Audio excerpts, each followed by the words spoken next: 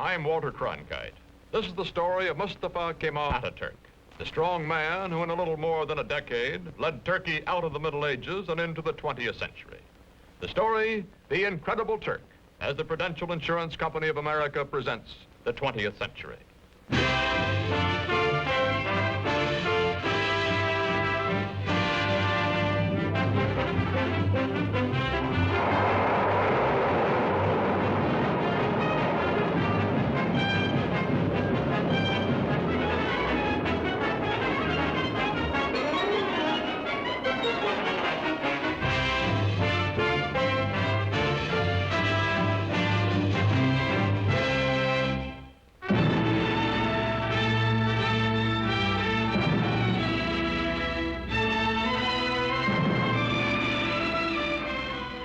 In the Middle East today, chaotic, vulnerable to Soviet expansion, Turkey, modern, powerful, and a rarity in this area, pro-Western, is prepared to defend herself against any aggressor.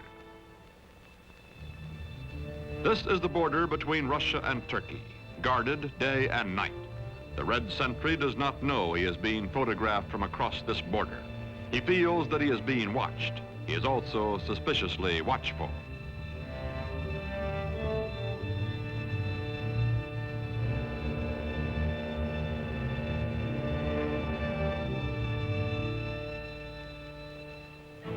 Today, Turkish cavalry defends the broken, desolate terrain at the edge of Asia Minor. These cavalry squadrons are part of the strongest fighting force in the Middle East, the Army of Turkey, a democratic-minded member of NATO, military partner of the United States.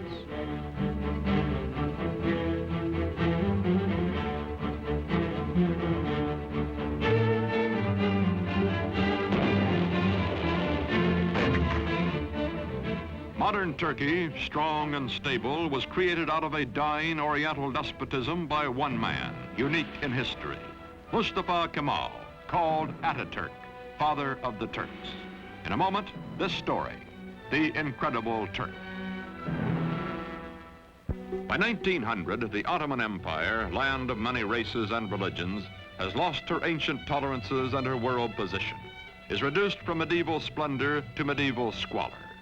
Ruled by inept autocrats, ruined by foreign wars and exploited by foreigners, the people are sunk in poverty, lost in lethargy, mostly illiterate.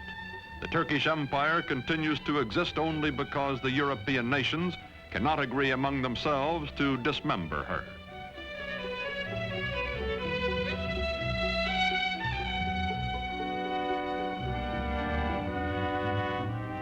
Before World War I, Germany has plans to embrace Turkey as an ally, then to subjugate her as a satellite.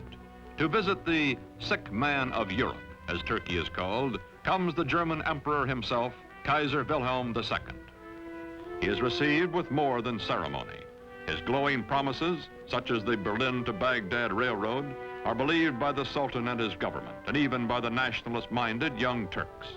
When war comes, Turkey will waver between her old friend Britain, allied with her hereditary enemy Russia, and her new friend Germany.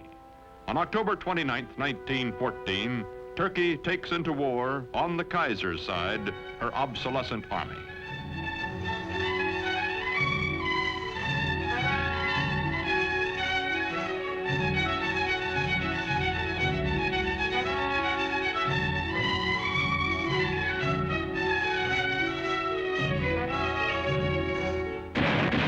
February 1915, the British plan to force the Dardanelles past Gallipoli, take Constantinople, and free Russian shipping in one naval campaign. Mustafa Kemal is an unknown officer commanding a feeble Turkish division at Gallipoli. His brilliant strategy and ferocious personal leadership changed the course of the battle, the campaign, and the war. After 10 months, the British signal defeat and steam away, leaving on the historic shore of the Hellespont a new hero in Turkey. One victory, one great military commander are not enough. The defeat of the Central Powers by the Allies brings the end of the old Ottoman Empire. It is carved away, leaving only Turkey proper, a much smaller and more homogeneous land which, with leadership, may become a nation. November 1918. The ships of the victors crowd the harbor at Constantinople after World War I. From the palace of a weak and corrupt sultan, there comes no opposition. Turks bowing to Mecca accept their fate.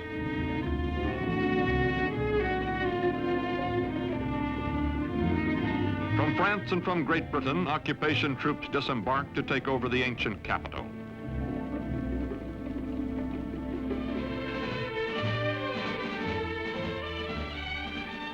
Sure that the Allied armies in Constantinople will do nothing to prevent it, Greece is preparing for an invasion of Turkey.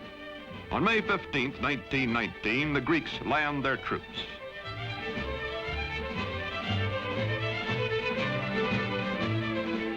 In Ankara, in the heart of Turkey, Mustafa Kemal organizes the Turkish liberation movement, takes command of the Free Turkish Army.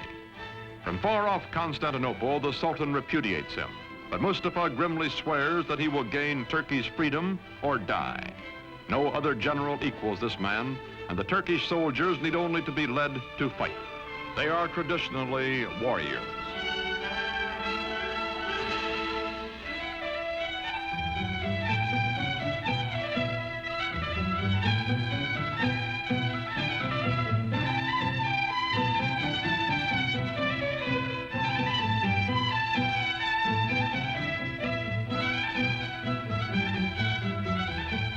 Quickly, Mustafa Kemal gathers the forces of an occupied Turkey under his almost unchallenged domination. His hastily recruited bodyguards stand ready to defend him with their lives. Mustafa Kemal pits his cold, inexhaustible toughness, his unyielding determination, his knowledge that the people are with him, against the continued fanatic opposition of the Sultan's government. Ammunition must be made by hand, by old men and hungry workmen, boys and children. Mustafa Kemal's Turkey is going into battle with the Greeks.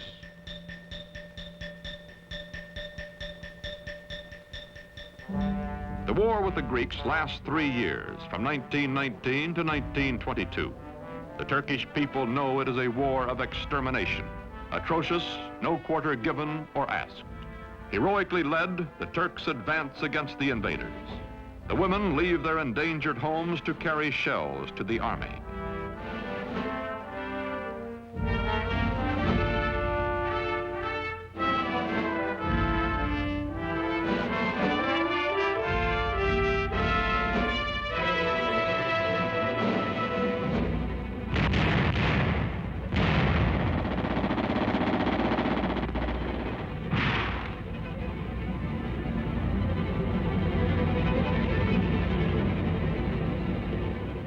September 1922, the Greeks are driven back to the Aegean Sea. Offshore, Allied rescue ships stand by.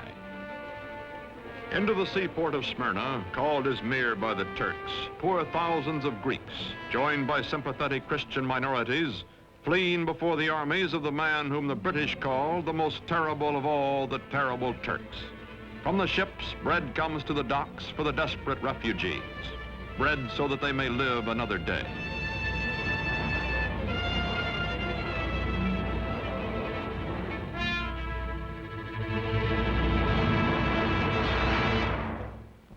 September 9th, 1922. The Turks enter Smyrna, last stronghold of the invaders. They take vengeance against the Greeks for whole Turkish villages wiped out, for their kinsmen massacred.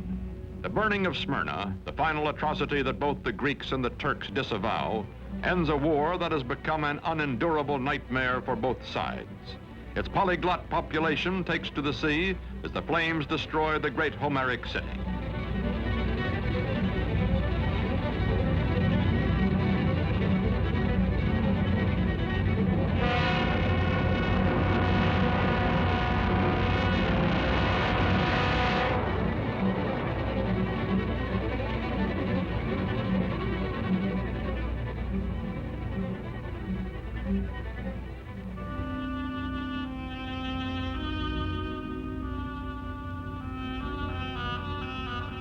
Star and crescent fly over liberated Turkey. Mustafa Kemal Pasha, married to a woman of Smyrna who personifies his ideal of Western freedom for all Turkish women, is chief of state and supreme commander of the army. With the winning of the war, he removes his uniform, never to wear it again. He is now granted dictatorial powers by the elected National Assembly. In Constantinople, to be officially renamed Istanbul, the foreign occupation troops are evacuated. In the fall of 1922, Sultan Mohammed VI, whose family has reigned for 7 centuries, fears for his life and goes into exile as crowds cheer his going. Mustafa Kemal's victorious army enters Istanbul.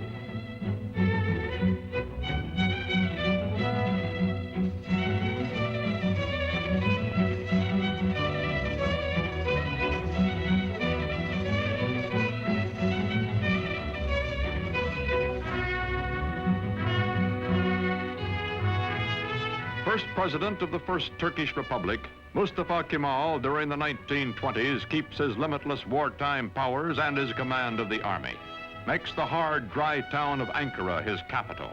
His fantastic dream is not of empire or conquest, but of creating a democratic Turkey, a new kind of Turk in his lifetime.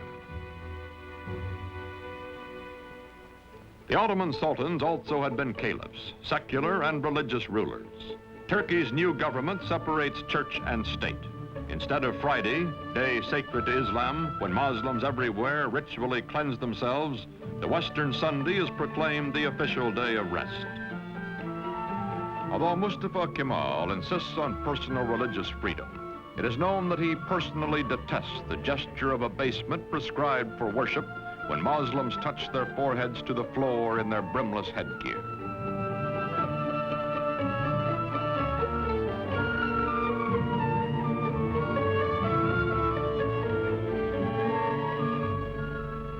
To Kemal, this headgear, the fez, symbolizes Turkey's Oriental fatalism and ignorance.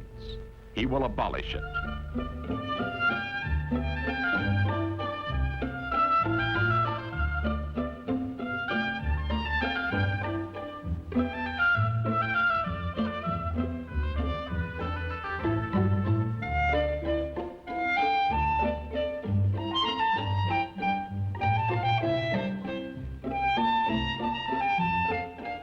Wearing the fez becomes an act of treason.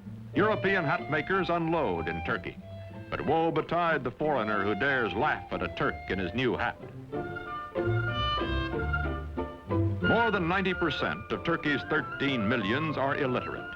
Mustafa, who earned in school his second name, Kemal, meaning excellent, himself takes charge of replacing the difficult, obsolete Arabic script. A new Latin alphabet, a revised and standardized Turkish language are prepared by experts bullied into haste by Kemal.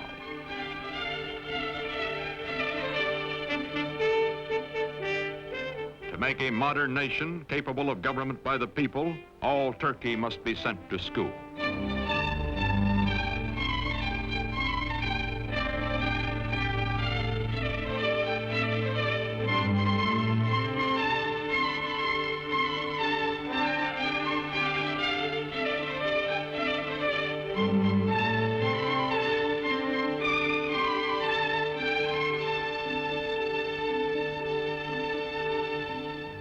Islamic traditions are shattered. A man's image, Mustafa Kemal's, is displayed in public. He also orders all Turks to adopt Western-style family names and is himself christened Ataturk, meaning father of the Turks. The faces of Turkish girls and women are hidden, and they live in virtual slavery until Ataturk unveils them by decree. Now divorced from his wife, he takes pleasure in the company of emancipated women and insists that all Turkish women adopt Western clothes, gives them equal rights under the law after abolishing polygamy, and opens to women all the trades and all the professions.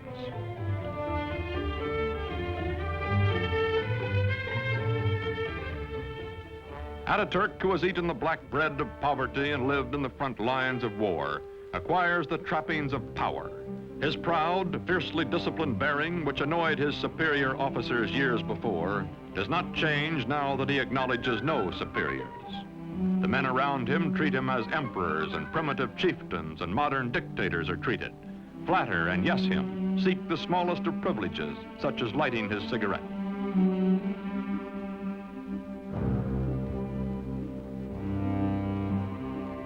man in a hurry, he has no time for opposition or for modifying his programs.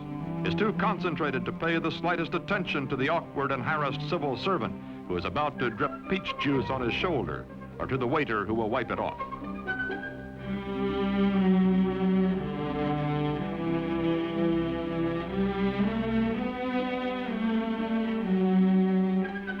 Although gossip is rife of his spare time affairs with women, of private drunken orgies by which Ataturk relieves long periods of relentless labor, this monarch in mufti never loses his public dignity, even at play.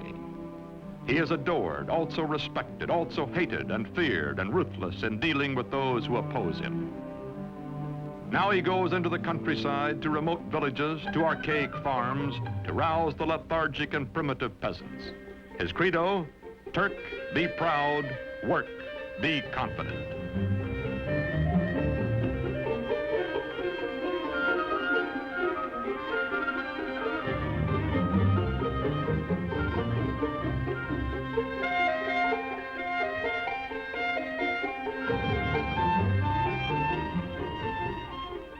There are two ways of conquering, says Ataturk, by the sword or by the plow.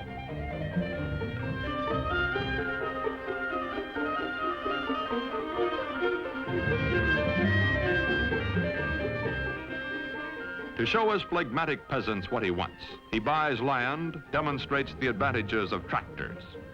Ataturk, son of a civil servant, military careerist, now all-powerful dictator, becomes a model Sunday farmer.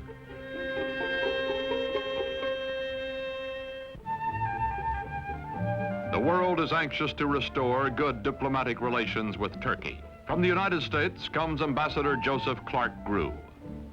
For this revolution and high accomplishment, one man is primarily responsible.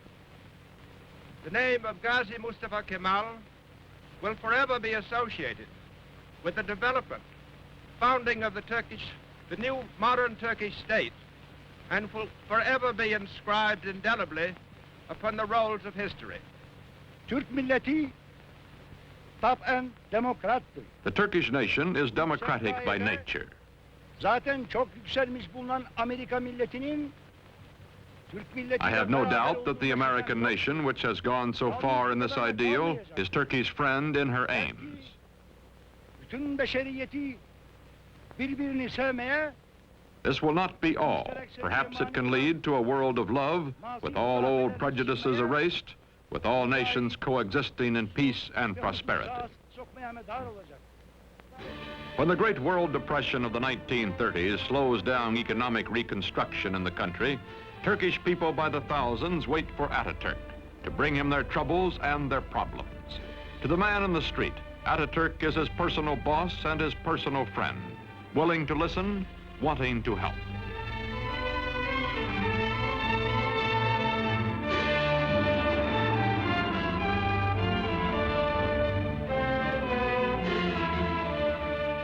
All over the country, Ataturk preaches the ways of the West, scolds and harries workmen to carry out his forcible plan for industrializing the Turkish Republic.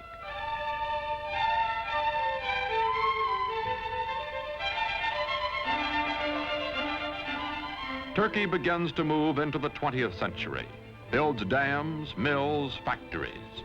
The tempo is fantastic. Industrial production under Ataturk increases tenfold. Still, there are growing pains, a poorly designed and poorly run heavy industry operating at a loss, profitable light industry deliberately run at an excessive profit to cover the deficit. Turkey's textile mills being a notable example.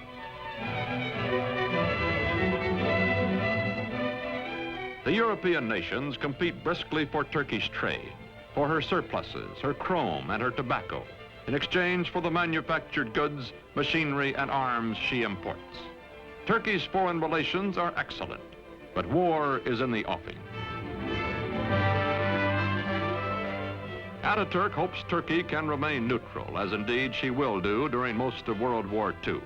But meantime, he must mend his defenses and re-equip his neglected army, a bayonet army from an earlier era of belligerence.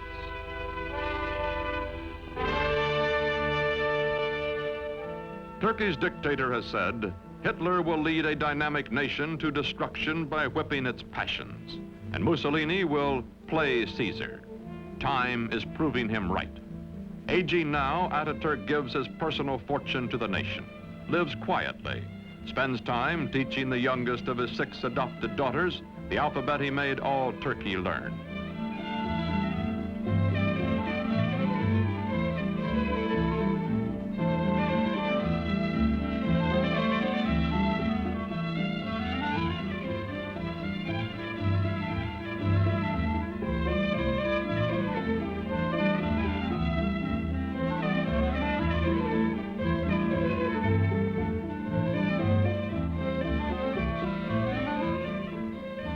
Watching his young nation, Father Ataturk believes in her democratic future and has preserved for her under his autocratic rule the Republican Constitution and the secret ballot which will elect his successors. His severest Western critic grudgingly admits, Ataturk is dictator so that Turkey may never again have a dictator. The Shah of Iran is among the neighboring rulers who come to admire Ataturk's prospering, progressive nation. The Emir of Transjordan comes. The Arab world is impressed by Turkey, but later when nationalism develops throughout Islam, none of its leaders will have Ataturk's genius or his convictions.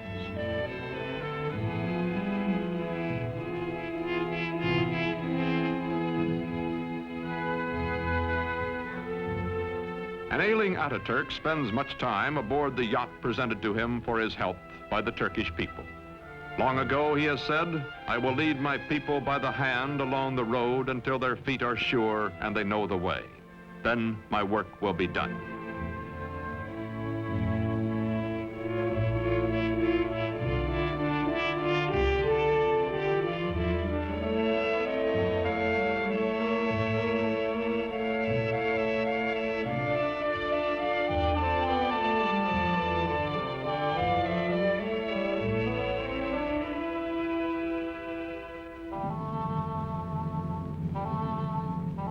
On November 10th, 1938, Ataturk dies at the age of 58. 13 years of his life he spent in active warfare fighting for Turkey. For 15 years, until his death, he was our first president and absolute ruler. His last command is that his successor be one who will follow his course. Ismet İnönü is that man.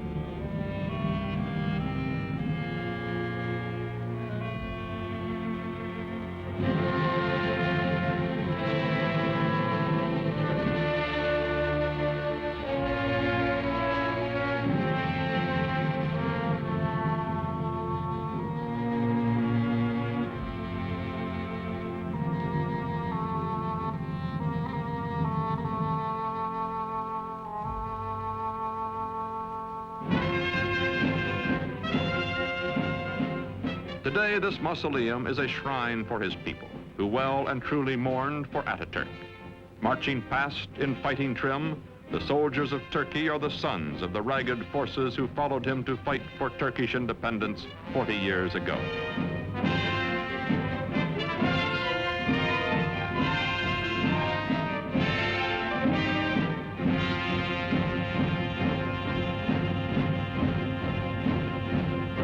Modern Turkey is a vigorous ally of the West. She welcomes not only foreign products, but the foreign bases and men on her soil to help defend her way of life and her NATO alliance. Not all of her problems have been solved, however. Her economy is heavily bolstered by, some say virtually dependent on, Western aid. Her democracy is still far from perfect, and historians still argue about Ataturk, the man who in less than 2 decades made Turkey over. His methods, his tyrannies, his personal habits. Yet none denies the staggering achievements of the incredible Turk.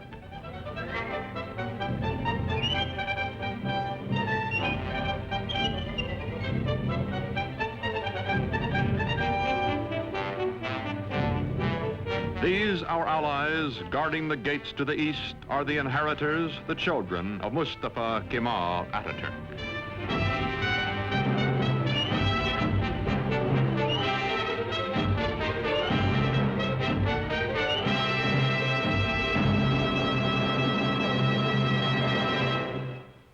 story of next week's episode in a moment. And now a message from your host, the Prudential Insurance Company of America.